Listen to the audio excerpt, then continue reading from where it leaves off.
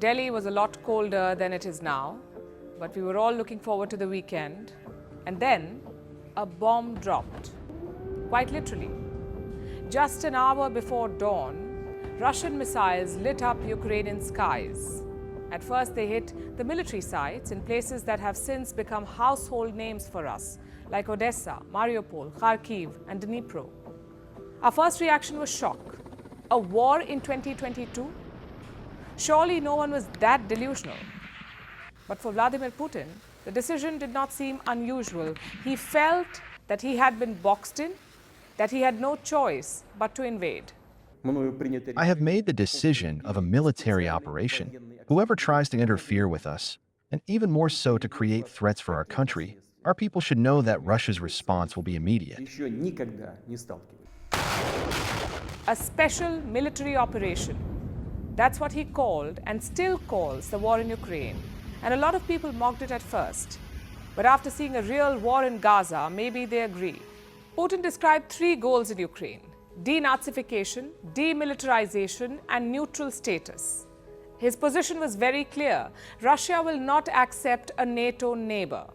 Ukraine must remain out of Western military alliances.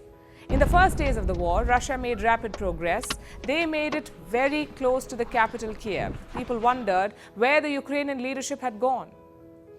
They finally emerged in this selfie video, the first of many that Volodymyr Zelensky would post from the streets of Kiev. He ditched his suit once the attack began, and since then we've only seen him in these military fatigues. The change of wardrobe made one thing quite clear: Zelensky wanted to fight. He was in no mood to sue for peace. In Europe and North America, the sentiment was the same. Joe Biden saw this as an opportunity. He was desperate to show Europe that he was not like his predecessor, that he was not a Donald Trump. So Biden plunged himself and NATO into defending Ukraine. Ukraine will never be a victory for Putin.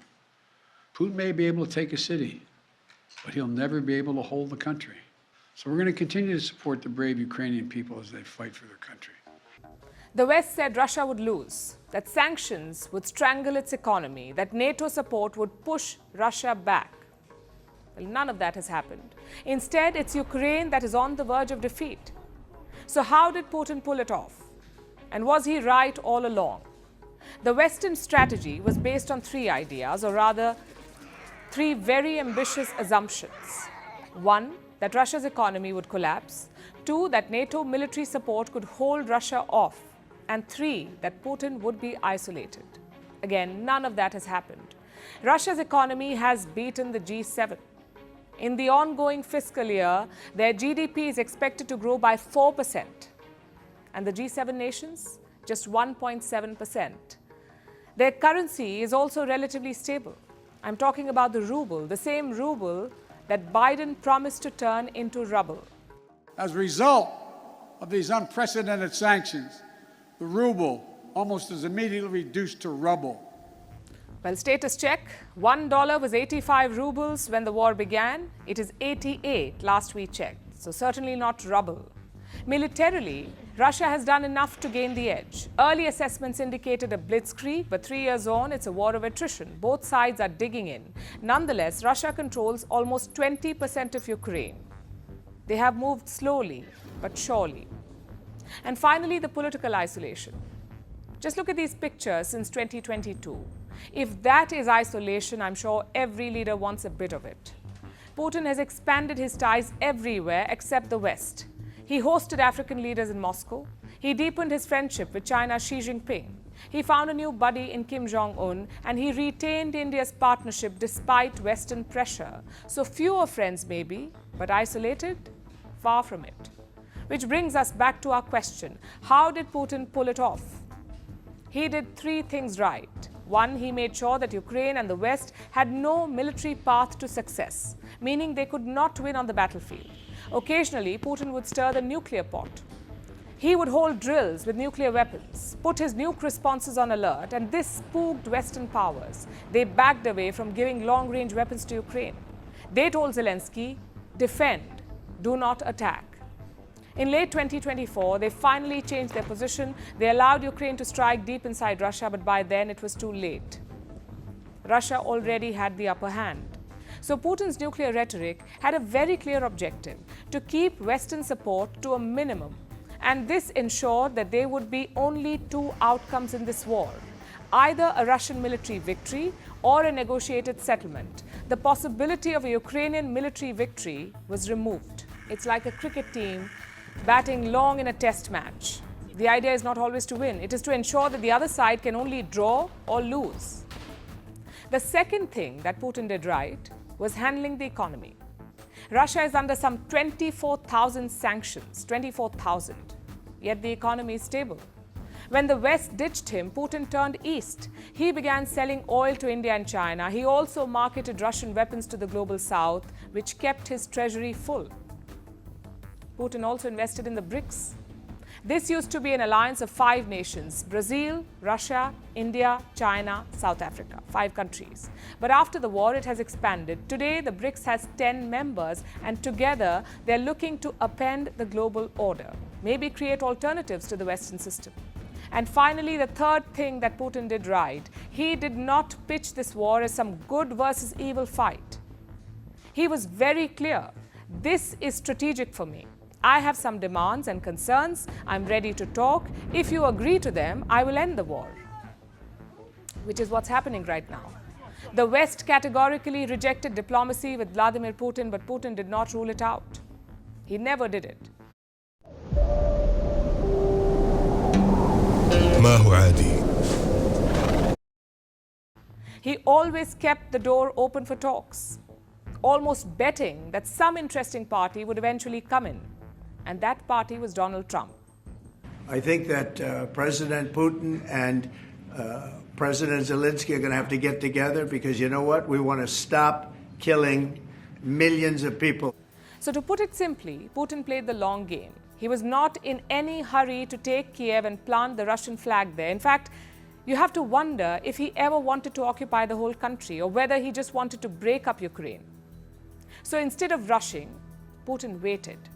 He watched as the energy prices spiraled out of control, as wheat and fertilizer supplies shrank, as inflation skyrocketed, as political opposition built in the West, as Donald Trump launched his campaign, as incumbent Western leaders faced abysmal approvals, as the far right surged in Europe, and as Trump retook the White House. It was a masterclass in strategic patience. But at the heart of it, it was a simple principle: who wanted it more? Did Putin want a neutral Ukraine more than the West wanted a NATO Ukraine? That was the question. Putin bet early on that the answer was yes, that he wanted a neutral Ukraine more. So, of course, a peace deal has not been struck yet. But as things stand, 3 years later, it looks like Vladimir Putin is having the last laugh, that his risky bet has paid off. And he's not done yet.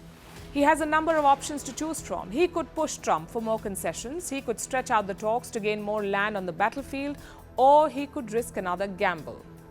I mean, Trump has already shown his hand. He wants to end this war ASAP. But if he cannot strike a deal, what will he do? Will he cut off military aid anyway? If he does, Putin could triumph on the battlefield. I'm not saying he'll do that. I'm saying that he has the option of doing that. And don't forget the broader realignment. Until now, Europe depended on the US for security, but Trump is removing that umbrella. He says Europe should take the lead in defending itself. It's a position that is catching on in America. This is a country with a history of isolationism. So it's not surprising that Americans want to stay out of Europe, which is again advantage Putin. An isolationist US means a weaker NATO. A weaker NATO means weak transatlantic ties, and weak transatlantic ties is good news for Vladimir Putin. He can assert his influence more freely. So all in all, it's a good time to be in the Kremlin. Things are shaping up nicely for Putin. Having said that, let's not forget a few things. One, it is easy for Putin to deploy strategic patience. He doesn't have to worry about voters turning against him, or worse, voting him out. That security allows him to wait the bad times out, a luxury that democratic leaders do not have.